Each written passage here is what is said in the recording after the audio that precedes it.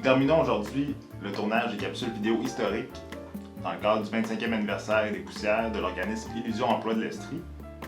Et aujourd'hui, nous avons la chance d'avoir avec nous Manon Brunel. Bonjour Manon. Bonjour. Manon est là depuis le début, même avant la fondation de l'organisme. Elle a travaillé, elle est toujours en poste comme coordonnatrice de l'organisme. Donc, est-ce que Manon, tu veux nous partager ton expérience et un survol historique de son je vais tenter de faire 25 ans et des poussières, comme tu as dit, c'est quand même beaucoup de lutte à essayer de se souvenir. C'est certain qu'il y a beaucoup d'éléments qui ont passé le fil du temps, mais si on pensait aux luttes principales d'Illusion, il y en a une qui est là, qui est toujours d'actualité, c'est toujours la question du salaire minimum. Le salaire minimum, dès le départ, on trouvait qu'il était trop bas, on trouve encore qu'il est trop bas. C'est celle qui a été portée le plus par Illusion au fil du temps, mais à ça, ça en est greffé d'autres. Les campagnes qu'on a pu mener au fil des ans concernant la hausse du salaire minimum, ça a quand même été bien parce qu'on a mené des campagnes à plusieurs reprises, dont deux assez importantes. C'est celle qui avait eu lieu en 2001 pour lesquelles, pendant 3 années consécutives, 2008, 2009, 2010, le gouvernement va augmenter de 50 sous. C'était comme un bon rattrapage. C'était pas l'idéal, c'était pas notre souhait complet, mais c'était quand même un pas dans la bonne direction. Par la suite, on le sait, là, c'est pas juste Illusion Emploi et le Front de défense qui est notre regroupement national, mais d'autres groupes ont porté aussi la valeur du 15 $. C'est beaucoup d'actualité, le salaire minimum à 15 $. Bon, au Québec, c'est toujours pas octroyé, mais il faut quand même pas oublier qu'il y a des provinces canadiennes qui l'ont, soit dépassées ou sur le point de l'atteindre. Il y en a au moins 3. Le gouvernement fédéral a aussi été de l'avant avec le principe du salaire minimum à 15 $ pour les employés du fédéral. Aux États-Unis, on est aussi en train de réfléchir à l'imposition dans tous les États du 15 $. Alors, le Québec devra, à un moment donné, mettre un coup de barre sérieux lui aussi. Puis il y aura aussi à actualiser le 15 $, parce que ce 15 $-là dont je discute depuis tout à l'heure, il est quand même là depuis 6 ans. Alors ce montant-là devra être revu à la hausse. Présentement, c'est peut-être un moment qui va être plus favorable parce qu'on a vu avec la pandémie le fait que le gouvernement a systématiquement augmenté dans certains secteurs le salaire minimum pour être capable d'attirer ou de maintenir en poste des gens qui étaient au salaire minimum. Et actuellement, on voit aussi beaucoup d'employeurs augmenter le salaire parce qu'il y a une pénurie de main-d'œuvre et c'est un des principaux incitatifs pour attirer des gens que d'augmenter le salaire. Donc, peut-être que ça va se faire bientôt, la hausse du salaire minimum, c'est à souhaiter.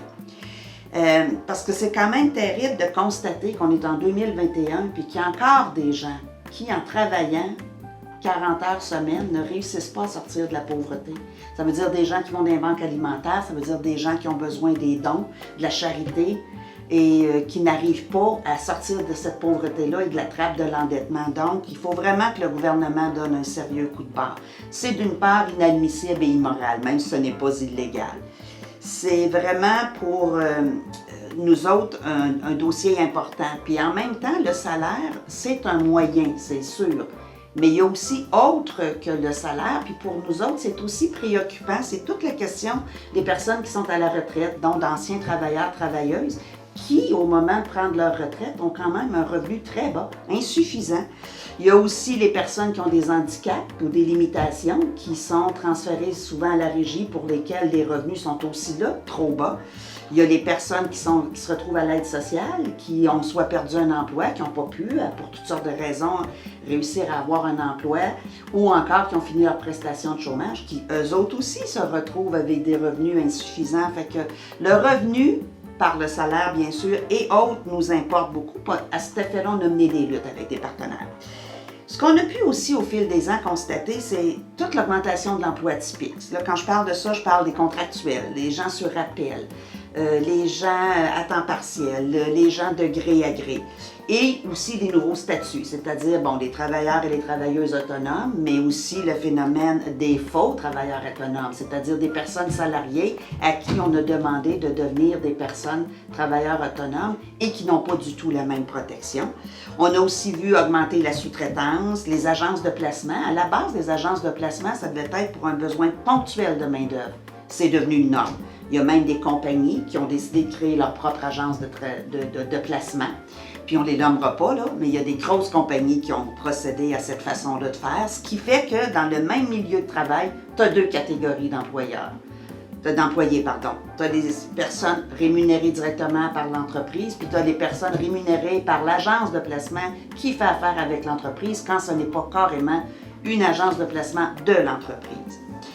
Des autres exemples de lutte, il y a eu la question, on en a déjà parlé là, précédemment, toute la question des mesures d'employabilité, ça nous a tenu à cœur longtemps, le workfare, les rémunérations des stagiaires, des dormeuses, des apprentis, les congés, les vacances annuelles, bien sûr. Au Québec, c'est 2 semaines, 3 semaines maximum, quand dans certains pays d'Europe, on est rendu à 5 et 6 semaines depuis fort longtemps.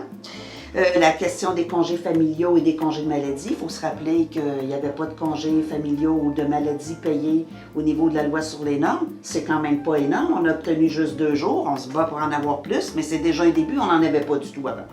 Toute la question de la conciliation travail-famille, les exclusions de la loi. Il y a encore des gens qui étaient exclus de la loi, puis on essaie le plus possible de diminuer les exclusions. Bien sûr que c'est pas une affaire qui se fait rapidement, mais il y a quand même eu déjà au niveau la définition des gardiennes, parce qu'à l'époque, la définition d'une gardienne qu'on retrouvait dans la loi sur les normes, ça faisait référence à la petite fille qui venait garder un enfant, la petite fille ou le petit garçon, quand en fait une gardienne, c'est maintenant une personne qui peut prendre soin d'une personne handicapée à la maison. Alors, il a fallu revoir ça. La question des disparités de traitement, les clauses orphelins, les relations tripartites, et probablement que j'en oublie les heures supplémentaires, la durée du travail, les semaines la durée de la semaine de travail, ça a des incidences sur le calcul des heures supplémentaires. Bon, bref, vous voyez, il y en a eu beaucoup. On peut aussi parler des préjugés et du racisme qui ont eu quand même des effets directs sur l'accès et les conditions de travail des personnes, comme exemple les personnes ayant des limitations, les personnes provenant de la migration ou de économique ou de l'immigration, les personnes des Premières Nations, les LGBT+, ainsi que les femmes qui encore aujourd'hui sont payées moins que les hommes. On est loin du principe du travail égal à salaire égal, c'est toujours pas acquis. Donc, on comprend que les luttes qui ont été menées au fil du temps ont été importantes, sont toujours d'actualité malheureusement pour plusieurs de nos luttes. Puis ça démontre à quel point Illusion a été et actuellement, puis sera toujours essentiel pour contrer les stratégies patronales et agir comme chien de garde. C'est vraiment le rôle qu'on s'est donné et c'est ça qui peut garantir des meilleures conditions de travail et de vie des personnes qu'on aide. Parce que ce qu'on peut constater, c'est que les gains qu'on a eus au fil du temps, c'est vraiment grâce à nos luttes, que ce soit la hausse du salaire minimum, les congés familiaux, puis maladie que j'ai parlé tout à l'heure, la fin des exclusions, la fin de la disparité de traitement, et bien sûr, le plus gros enjeu qu'on a connu, nous, au fil des dernières années, c'est toute la question du harcèlement au travail. Ça n'existait pas comme tel dans la loi. Il a fallu qu'on mène une lutte de plusieurs années sur ce point-là, le travail et le harcèlement au travail. On a enfin obtenu en 2004 des articles dans la loi qui n'étaient pas parfaits. Puis il y a quelques années de ça, on a continué à dire au gouvernement il faut revoir les mécanismes parce que les délais pour les traitements sont insuffisants. Et le gouvernement nous a entendus. Donc ce qu'on comprend là, c'est que quand on mène des luttes, quand on écrit des mémoires, quand on sort dans la rue, quand on interpelle, quand la pression publique est trop forte, c'est là que le gouvernement répond à nos demandes puis réussit à nous accorder des meilleures conditions. C'est donc le cheval de bataille qui va toujours être important pour Illusion, c'est s'assurer que les gens aient des bonnes conditions de travail et de vie.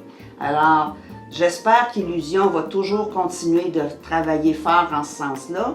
Je sais qu'on est maintenant, heureusement, comme beaucoup de groupes, avec de meilleures situations financières, ce qui fait qu'on peut s'entourer d'une équipe, dont mon collègue à côté de moi. On espère grossir encore parce qu'on a encore beaucoup d'enjeux à mener au fil des prochaines années.